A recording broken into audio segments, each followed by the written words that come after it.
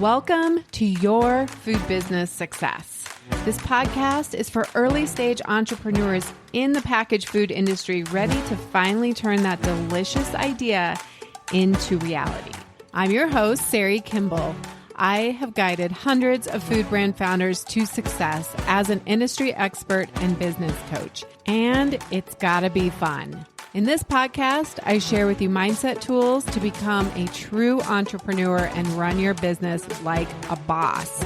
Interviews with industry experts to help you understand the business you are actually in, and food founder journeys so you can learn what worked and didn't work and not feel so alone in your own journey.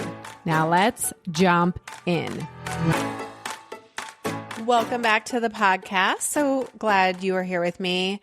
You know, it's so important to have people in this space that you are collaborating with, that are mentors to you. You always want people in your circle who are farther along than you. And then you always want to be helping others, lifting them up as well. I'm excited to have you listen to my conversation with Deb Mazzaferro, otherwise known as Coach Maz. She is one of those legacy CPG industry coaches and consultants. And we got connected early on when I first started. And it's so fun to have her on the podcast, just kind of sharing her insights. And because she's been in this industry for so long, and I don't mean to make her sound ancient or anything, but she has done a lot in her career and was on both the selling side and doing the work in the industry. And then now she's on the other side, coaching and consulting. And so I'm looking forward to you listening in on our conversation. And I hope you get something really useful out of it in your journey. I'm excited to welcome Deb Mazzaferro to the podcast. Welcome. Thank you. I'm happy to be here. When I got started almost 5 years ago, around there, you were one of the only people really that I found in this industry, one of a couple. So you have a multi-decade career as a sales and marketing executive in the specialty food industry. You have a ton of industry experience around CPG, working with legacy brands, importers, startups, brokers, and distributors. So you have a really deep understanding of this industry. If a lot of people can refer to you as Coach Maz, so they don't have to worry about the last name. And you are a coach and a consultant in the CPG industry. You also have credentials from the Gestalt Center for Organization and Systems Development. So this is going to be a really rich conversation, a deep conversation. You've been in this industry a long time. We talked about, not coming off too jaded, but we're going to talk real deal, the real industry here for people. Whether you want to hear it or not. That's right. And actually, I remember we connected because you and I were in Tara Johnson's world, and you reached out to me, and that was really fun to have that conversation with you. So we connected quite a while ago. Yeah, they gave you as a reference for their program. So when I started my business in 2001, I called myself a coach. I had a coach in my transition from a VP of sales, at a CPG company, to starting my own business. And I, read books on consulting, which was really helpful to get my mindset right and to set my prices correctly and everything. But I also had a coach. When I first launched, I thought I would be a sales manager for hire, a part-time sales manager for hire. You have 3 or 4 companies. Nobody was doing it at the time. It was a unique idea. And this was in May of 2001. And then in September of 2001, 9/11 happened and people pulled their wings in, and it was really hard to get clients interested in that level of consulting. So I pivoted to the coaching model that I had learned from my coach, and immediately signed 10 small companies to coaching. There was an organization in Sarasota called the Greater Sarasota Coaches Alliance.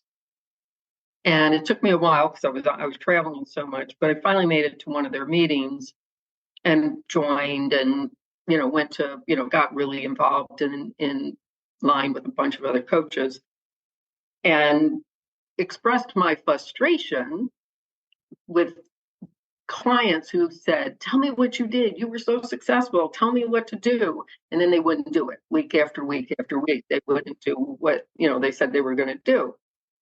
And I was, complaining to my coach buddies about that. And they're like, well, Deb, you're a consultant. You're an expert in your field, but you're not a coach. You're calling yourself a coach. And if you're not understanding their resistance, go get a coaching certification. So that's when I went to the Gestalt Organizational and Systems Development coaching program in 06 and 07. And it was the best thing that I did for my clients and for myself, because instead of being this, hyper achiever, hyper rational, just pick up the phone and do it, Nike, just do it. I started to understand everybody's differences in terms of motivation and personality style and, what they'd been through before. And so I was able to, take a big step backwards and be present with my clients. It's so true because I say it over and over again, but people think that they just want strategy. They think they just tell me what to do. But that's exactly why I went and got certified as a life coach, because I realized that I could tell them all day long. I was telling them, I have a whole course, I have a whole program, I'm consulting. And yet there's there's resistance, there's an obstacle there that is their mindset, that is their fears, it's their procrastination. It's, and like I said, for each person, it's a little bit different. So I love that we both came around to it's like coach salting, I've heard, right? You're like consultant and a coach. So maybe we should talk about, let's talk about this a little bit. What's a consultant? What's a mentor? And, what's a coach? And, maybe there's another option in there too. So mentor to me would be somebody in your field who takes a liking to you and introduces you around and says, don't drink too much at this party, don't wear high heels to the trade show because your feet are going to hurt, right? That I'm going to take you to this baseball game, even if you don't like baseball, you're going to meet some cool people. So, that's your mentor, right?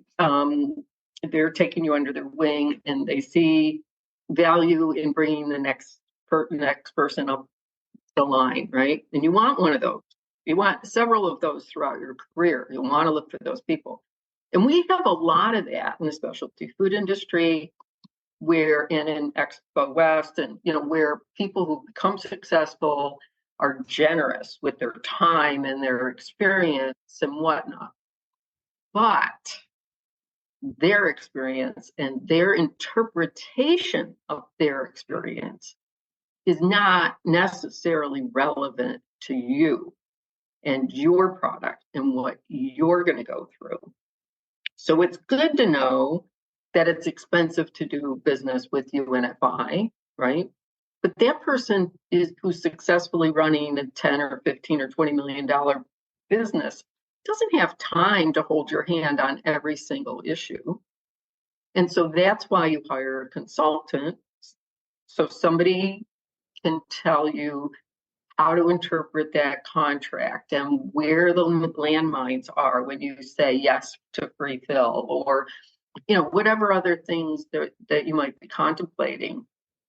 You and I can talk all day about pricing, right? Because if you don't build enough margin in, and then you go into distribution, you're not going to make any money because you haven't priced your product to cover all those costs. And people think they're just going to get on the shelf and not have to promote, right? Right. All the things that come with it. You can sell 1 million units of anything, but if it's negative or zero margin, you still won't make any money. Right.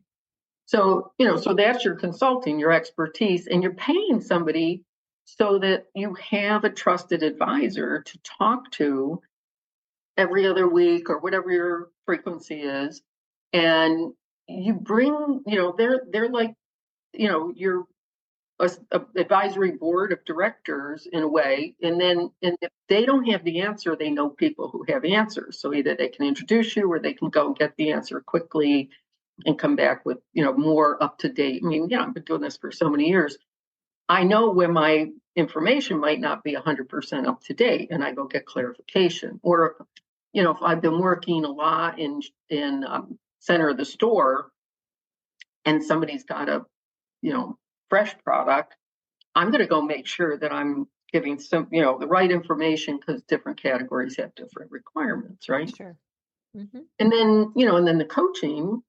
So those are those two. And then coaching, of course, is I'm trying to help you be your very best self.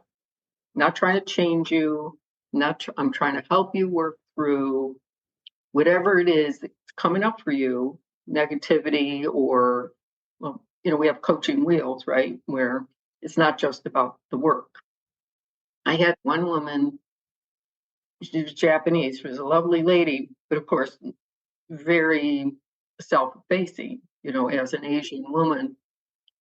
And, she would come to me with everything, including sexual harassment. And she would get, propositioned by buyers at trade shows, and she would not know what to do. She's like, this guy keeps coming at me. And she goes, I don't know what to do. And other people have come to me and said, I just hate working with supermarkets. And I'm like, so then don't. What? Right. Giving people permission. I think a lot of coaching is helping them create a business that works for them and aligning their life. Like, it's not just business or life, it's all of it. And why did you even get in this business in the first place, right? What are you trying to create? And it can be really helpful when you get permission from people like ourselves in the industry to, like, no, we can create a business for you that works for your life. What comes up for me out of what you just said was, it's so hard to get people to their intention. Yes. Right? Because a lot of times the intention is, I just want to make the best granola. And I go, I ate it, and I'm telling you, it's the best granola ever. So our business is done here now, right? We don't have to go do anything else because you've achieved what you wanted to achieve.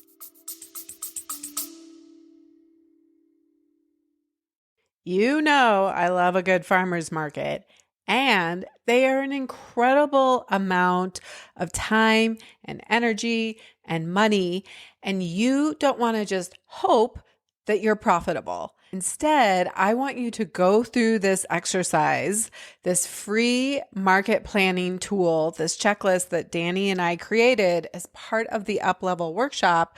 We are giving this to you for free. You just need to go to foodbizsuccess.com/market plan, and you can download part of the worksheet that we gave in the workshop. It'll take you through the full exercise around planning for profitability and making sure you understand what your break-even point is. It's so important that you go into farmers markets with a plan, that you understand what it's going to take for you to be profitable, and then we can solve for that problem. Or you may decide that that market's not the right market for you. Either way, you'll be making decisions like a CEO. Go grab that free market plan checklist at foodbizsuccess.com/market plan.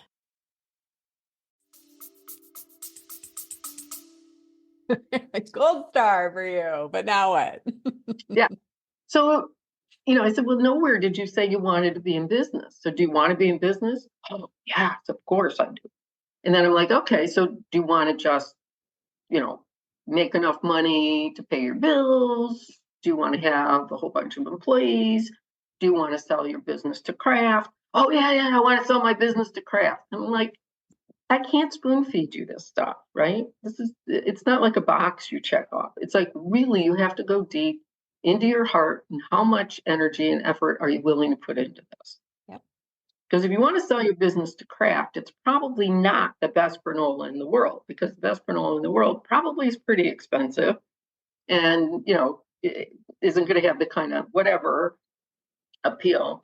And honestly, people are just amazing in that they don't want to give it any thought. Yeah, I have several podcasts and talk a lot about your why, or E-Myth, Michael Gerber talks about your primary aim and, what is this bigger thing that you want out of doing this business, and helping people recognize that it's not just about your product. You have to like fall in love with running a business. The product better be good, but that's kind of secondary at some point. It's about running a business.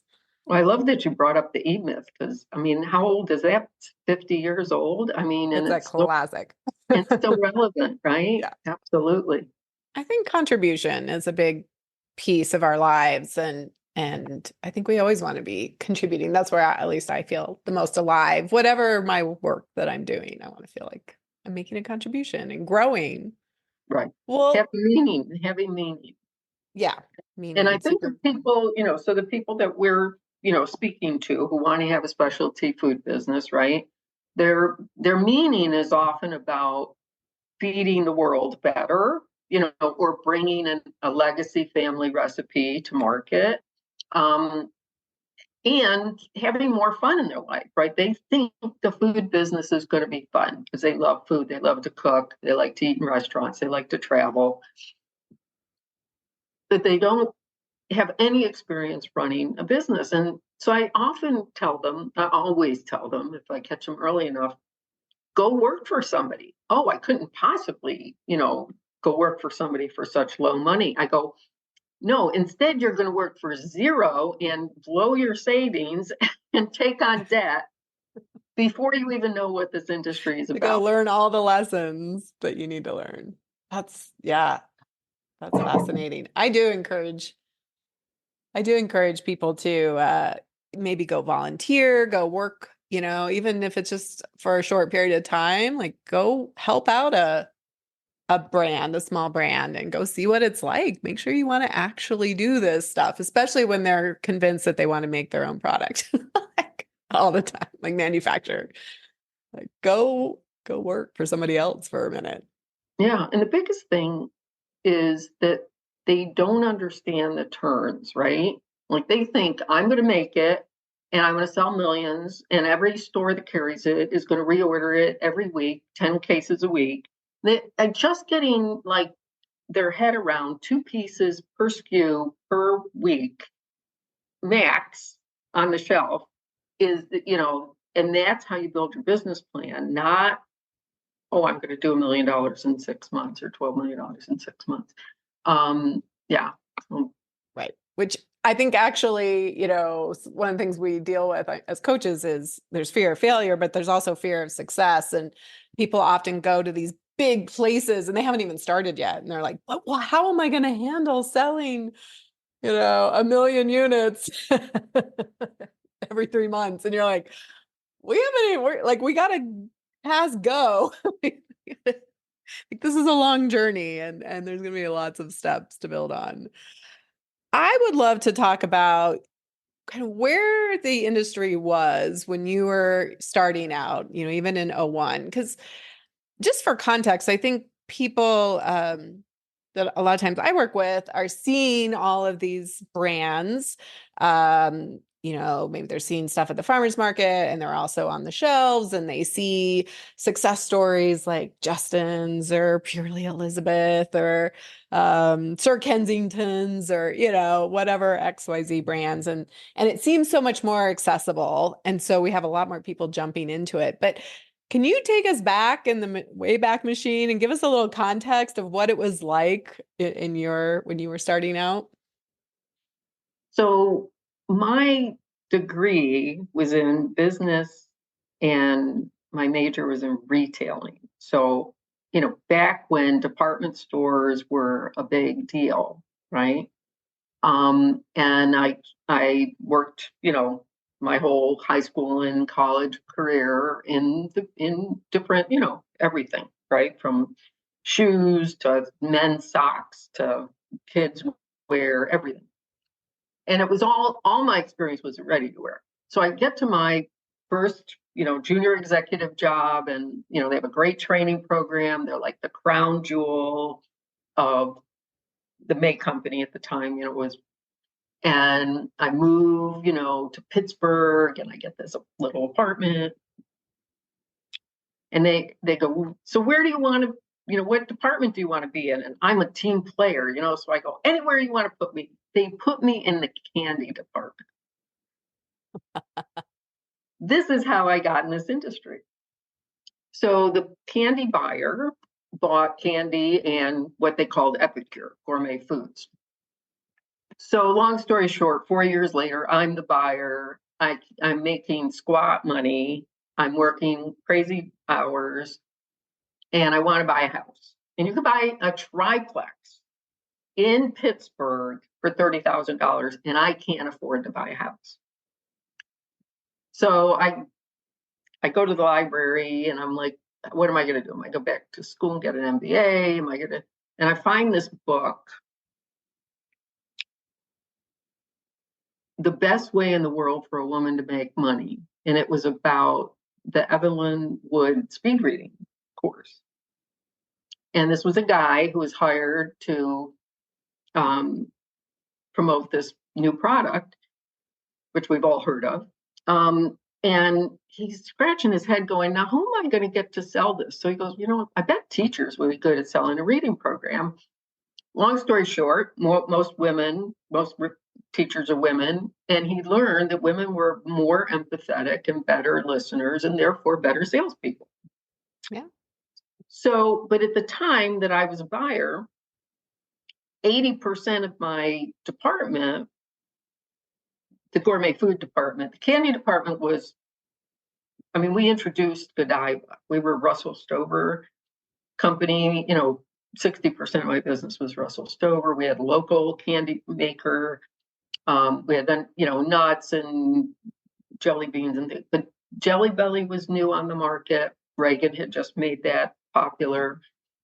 We introduced Godiva, so we were like, people are going to spend $16 a pound. I think that's what it was back then. Now I think it's like 35 or 40. But my gourmet food department was 80% imports. Okay. Everything was ethnic foods. Yeah. It was not specialty foods.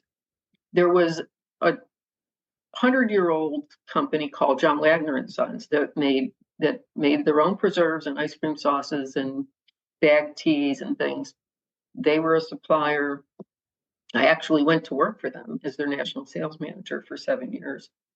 Many years later, we crossed paths. So I went to work for an distributor called Richter Brothers at the time, and they had bought a company called A&A Food. So they were an importer and then a distributor.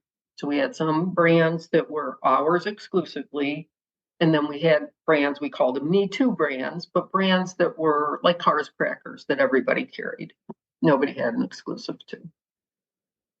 So that's kind of how the business was in the, early 80s. And while I was at Richter, we were opening new stores like crazy because people wanted to be in the food business. So we opened coffee shops and cheese shops and gourmet shops. So that's how people got into the food business, was small retail locations, and farmers markets were becoming popular then. Now, I was in the Philadelphia area, so we had the Reading Terminal Market, that's been there forever. And a place called the Commissary, which had restaurants and, takeout and things like that. And they were newbies. But then so I was there from 80 to 87. Towards the end of that, we started to see things like the sushi chef line, which you're familiar with, right? The black labels. But she came out of Wall Street. She was, and she was like, I want to have my own business. And she did all this research, and sushi was going to be an up and coming thing. It was nothing at the moment. So you started to have lines like that. There was a brand that failed, but was very popular at the time, called Blanchard and Blanchard. And they were kind of like a Stonewall kitchen of that era, right? Packaged nicely, a whole range of things. They probably didn't make everything themselves. Probably co-packed a bunch of it and maybe made some things. And Silver Palette was a brand at that time. Dean and DeLuca had its own imports. So we were such a big entity that they would establish, kind of like what people do now. They establish themselves somewhat. And shipping by UPS wasn't that expensive back then. So they could go to a show, have a few hundred customers, and then come to a distributor like us and say, can you take us to the next level? So the way it operated was pretty standard operating system then and still is now. Then the free fill stuff started, and nobody really sold to the supermarkets. Supermarkets had ethnic departments, and they maybe had a little gourmet section where they had, crystallized ginger or, some oddball things that people would look for if they had raspberry vinegar, right? It would be in recipes and Bon Appetit. People would be like going crazy trying to find that one item. So that's kind of how things all, happen. And then instead of people starting retail stores, they said, well, I'm going to sell my mother's cookies, or my grandmother's granola or, whatever. And by the time, so then I moved to Florida and I started working for that John Wagner and Sons company nationally. And by the end of that was about 7 years as well. At the end of that, the Republic of Tea was storming things. So we were a 150-year-old tea company, but my boss he wasn't going to change a whole bunch. Plus, then he got, in his late 60s, he got lung cancer and and unfortunately, he sold the company to people who ran it into the ground, which was unfortunate. But companies like Republic of Tea revolutionized the tea industry. Interesting. Well, and you have Whole Foods starting in the 80s, and so they would kind of accept small brands. But, I just think about the logistics and the amount of investment that it would take to really get something like that going had to be a lot more than it is now. I mean, there's so many. They didn't have co-packers as many as we do now. There wasn't commissary kitchens like we have now. There wasn't cottage food where people could start at home and kind of test the product and see if they actually want to run a business and things like that. So, I mean, you had to, go to trade shows, sell there, and then it sounds like go into a distributor. But I would imagine it took a lot of capital and investment on those brands' part to really get going.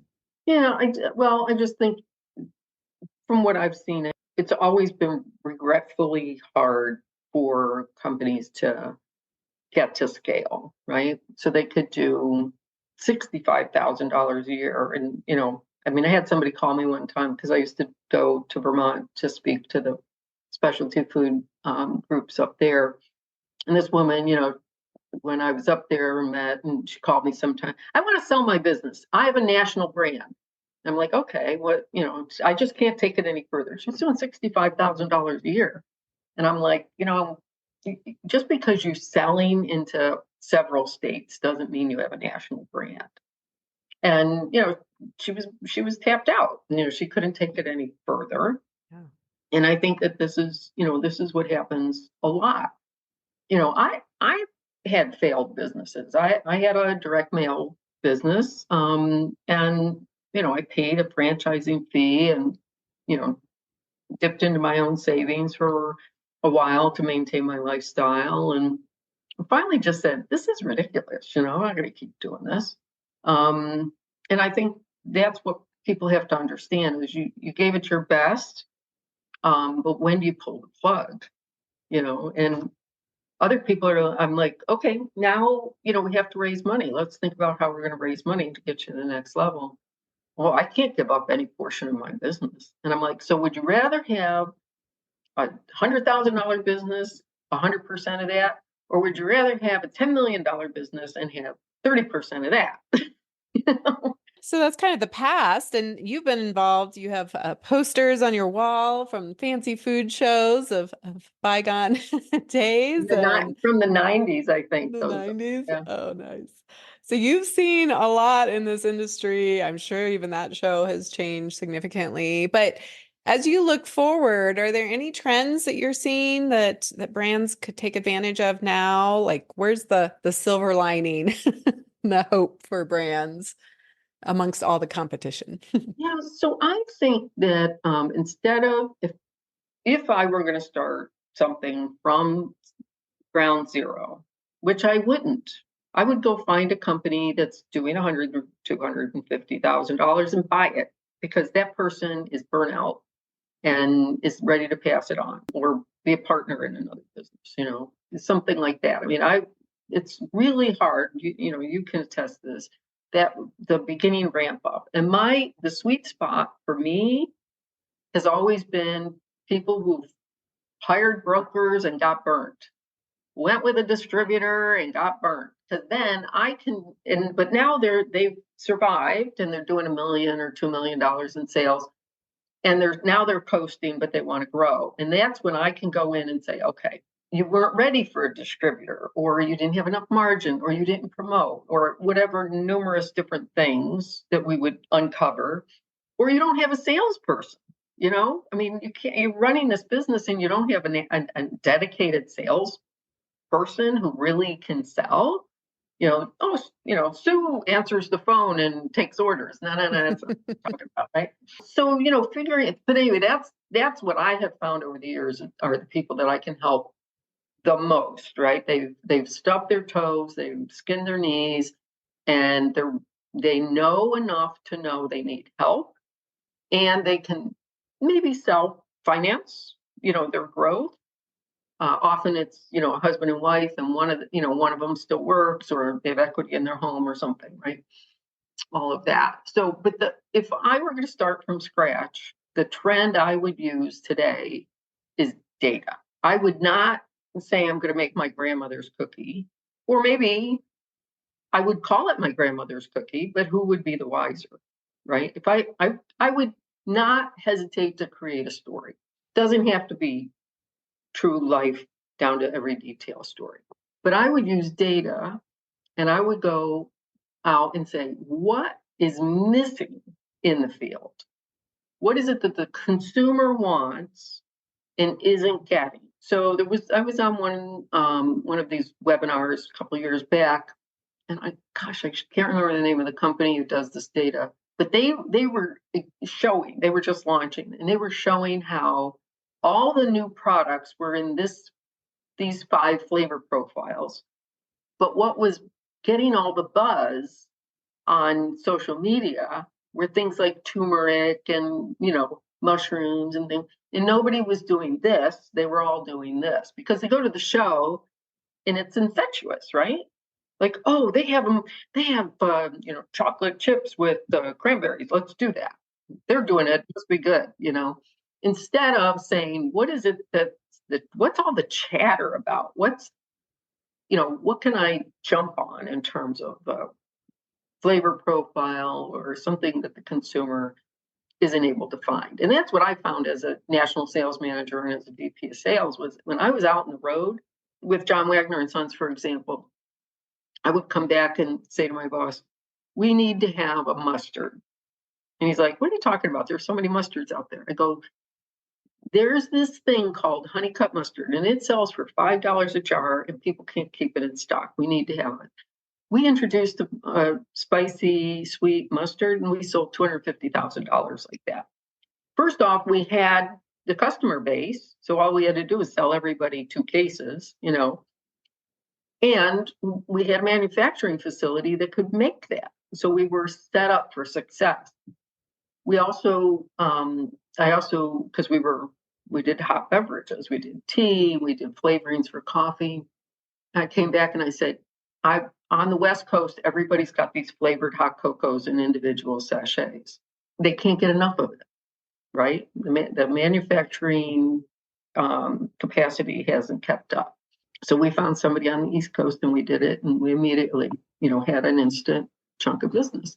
Yeah. So it's, travel. I mean, my most successful client from scratch, she came to me with, for one of my 2-day workshops, came to me with a bag, Bloomingdale's bag, this big.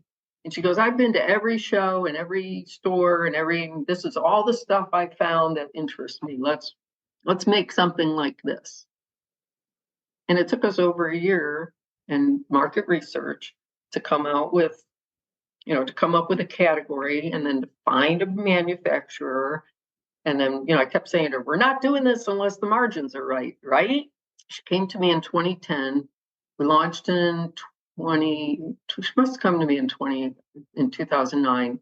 We launched in January of 2011. Our first trade show, we had 13 distributors, boom, like that. Oh, wow. We had a product at the right price with the margins built in, and it was gorgeous packaging, and it was a category that was needing a new entry. Yeah. Yeah, that's how you do it. So, I mean, there's a level of patience that she had to have, right? As well as some finances to kind of ride that out and make the investments. But I think the difference, and this isn't, it's not wrong, but I think a lot of people I work with have that amazing product and then want to turn it into a business versus you're saying, let's go find the data, let's find the trends. I think it can be dangerous to get a little too far out into the trends. You kind of need something to anchor it into, some education is expensive if it's like way out there. But going where the white space is, where's there that hole in the market? Where's that sleepy category? Where is there a place I can reinvent versus let me just create my amazing, granola or cookies or Yeah. So let's use. Do you have an example that somebody that came to and they had an amazing product, but you try to find the niche or the trend or whatever for them? Yeah, I mean, granola and cookies are kind of the classics, right? Like because granola is it's easy to make. It's relatively low margins usually, or good margins or low cost of goods sold.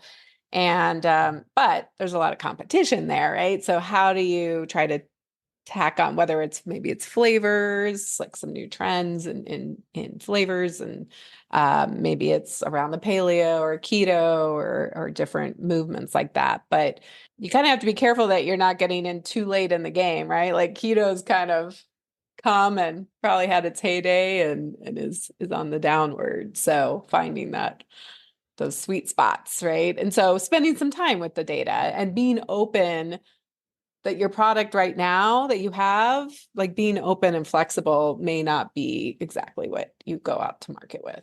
I had a granola client. It was really a good product, really delicious and innovative in the sense that she made single serve. And we built a little tray so they stayed on the shelf and all that.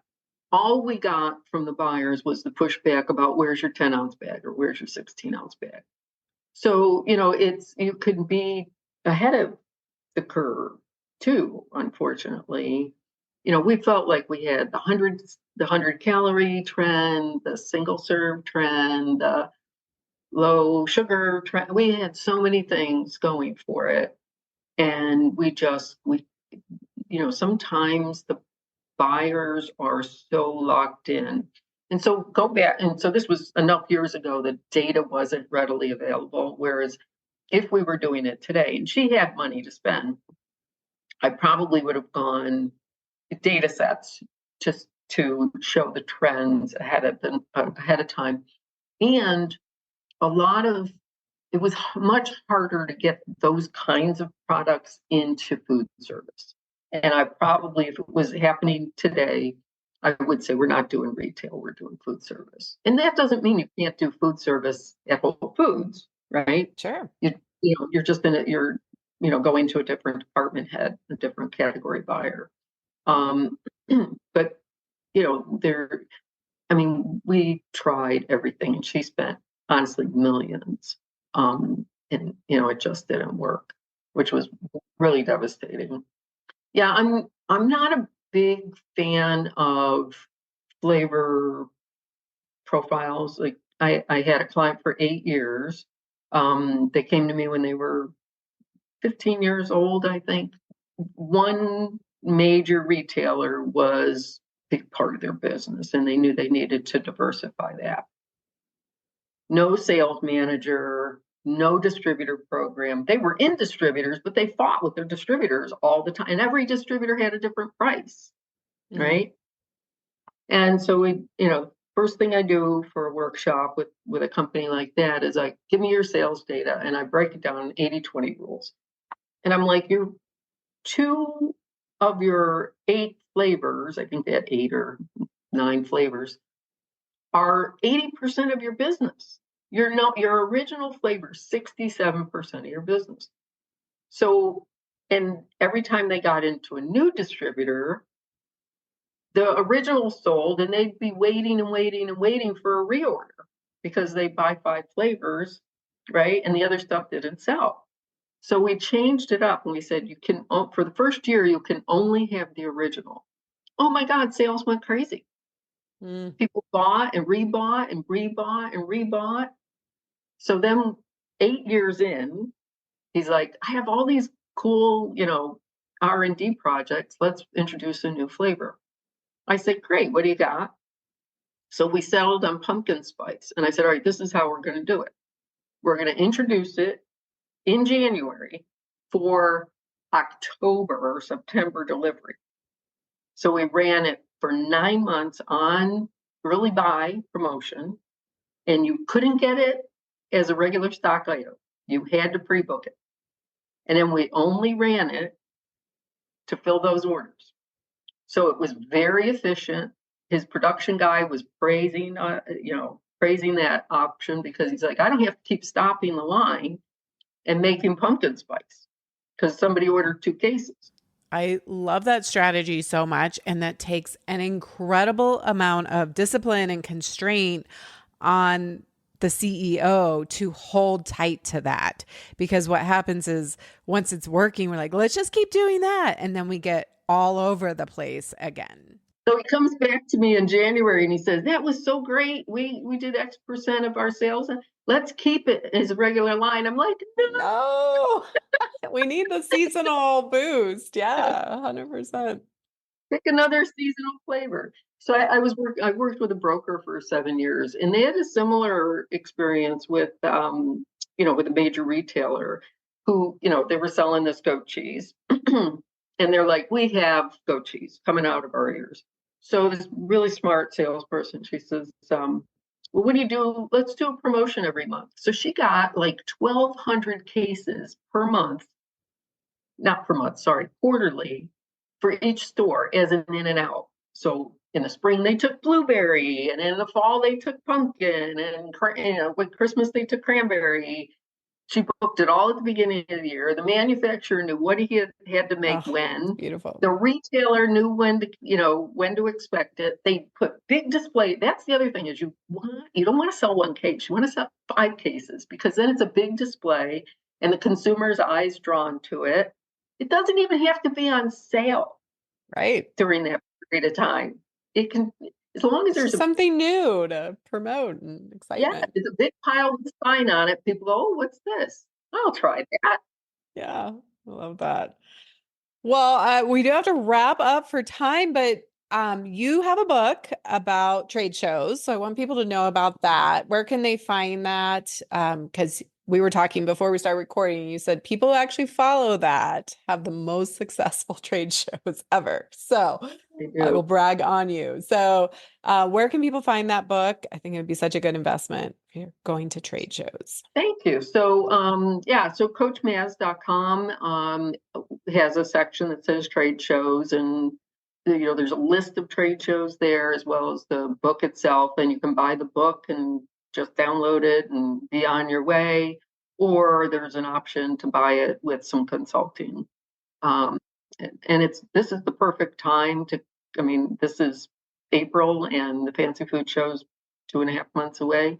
So it's a perfect time to tune up your show experience. And there's a lot of myths around trade shows, like, oh, we're just going to test the market and we want to see what people's reaction. I'm like, that's $10,000 to see what people's reaction is. Maybe there's some other ways.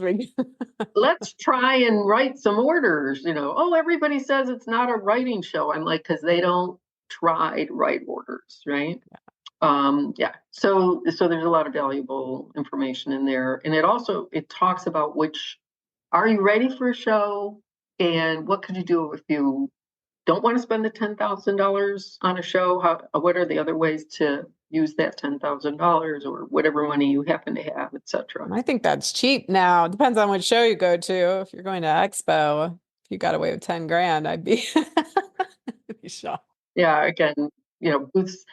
Booths used to be $3,500, and now they're cresting $5,000, right? Yeah. Right. Plus all the things that you do. And then I love that you do offer these 2-day workshops, and you do have like a jumpstart one. So if there's a early stage brand, you'll walk them through all the things. They're in person, which is really cool. And then I think it would be so appropriate for a brand that's like wanting to go to the next level, and you really dig into their financials and the whole 80-20 rule and see opportunities. And I think just we all need to know what we're getting into. And I do the same as well. It's like, you don't know what you don't know. And so work with people who do and can help you steer clear of the pitfalls and the landmines, and just so you know what you're getting yourself into. Yeah, I mean, I have people that push back on, well, why do I have to have a price list? We're going through a distributor. I'm like, well, somebody's going to say, can I have your price list? And what are you going to say? I don't have one. Pick a price. Right. Just simple things like that. And in the workshop kind of thing, it's like, well, we're doing some business with UNFI. We should go after that. And then when you actually peel back the layers, you go, you don't have a distributor program. Let's get that organized first. You have 10 distributors. They're all doing something different. You're not offering them any promotions. You're not supporting them. You're not educating their sales team. You're not getting up. That's the low-lying fruit. Yeah, but I really want to, work on my Whole Foods business. Okay, so let's do that. When we get that to X, you'll have the money to invest in the Whole Foods business. Yeah. It is an investment. Right. Having a strategy and the tactics. And by having everybody in these workshops be a stakeholder from the different functional areas of your business, everybody understands. The accounting person understands, the marketing person understands, the manufacturing person understands, and everybody's pulling the wagon in the same direction, instead of people going, we can't make that, or I can't account for that. I don't know how to, etc. Well, I think we're very complementary in that, food business success, let's get you launched into 100K. And then I have my next level program, master your business. Let's get you to 3 to 500K. And I think your sweet spot is really working with those people. Like, how do we get you to 1 million, 10 million, right? Going beyond that. Because that's stuff I don't want you to worry about when you haven't even launched, but we need different coaches and consultants at different stages of our business. So I appreciate you being a mentor and collaborator with me. I hope we've talked about doing some stuff in the future sometime. So it's been a real pleasure to have you on and introduce you to my audience. Is there anything you want to leave people with as like that last piece of advice? Go work for somebody first. If nothing else, you'll end up with some connections that'll be valuable when you start your own business. Community and connections are everything in this industry. It's a really small industry. and we said this, people are very generous with their time. So it's fun. We're not doing surgery or, launching rockets or any crazy kind of thing. That's not super competitive. People want you to be successful. And so go work for somebody. Go start building your connections. I love that. Perfect advice. Well, thank you, Deb. Thank you, Carrie. Yeah. All right. Have an amazing rest of your day. Thanks so much. Bye. All right. I hope you got a lot out of that conversation, some good takeaways. Always interesting to hear somebody's perspective who's been in this industry for a long time and what they would and wouldn't do. And I also wanted to comment on her kind of last takeaway about going and working for someone else. And that may not always be feasible. I totally get it. What I would suggest, and I suggest this a lot to my clients and Fuel members, is can you go volunteer with an organization? Can you get into somebody's business in another way that maybe you're not in a full-time job with them? But it gets you learning about the industry and getting some mentorship. For instance, I had a client multiple clients, I think, that went and did this, where I had a client who did their own production, and I was like, hey, you're in the same area. I'll connect you, and then offer to go help with production. Somebody is going to be way more willing to share with you all of their insights and all of that if you are working side by side along with them. We have to be mindful of how much we're taking. And instead, is there a way for you to offer value, for you to say, how can I help you? Can I come and work with you at the farmer's market so I can learn how to do farmer's markets and ask you questions, but I'm also helping you. So as much as possible, I love that strategy for you to go and do some volunteering, offer to give value for no other reason than you just want to be around the organization. It's really powerful, and it will further your business and get you where you want to be so much faster. All right, until next time, have an amazing week. The smartest thing you can do as an entrepreneur is to invest in a who to help you with the how, to speed up your journey and help you skip the line. When you are ready for more support and accountability to finally get this thing done, you can work with me in 2 ways. Get me all to yourself with one-on-one business coaching, or join Food Business Success, which includes membership inside Fuel, our community of food business founders that includes monthly live group coaching calls and so much more. It's one of my favorite places to hang out, and I would love to see you there. Go to foodbizsuccess.com to start your journey towards your own food business success.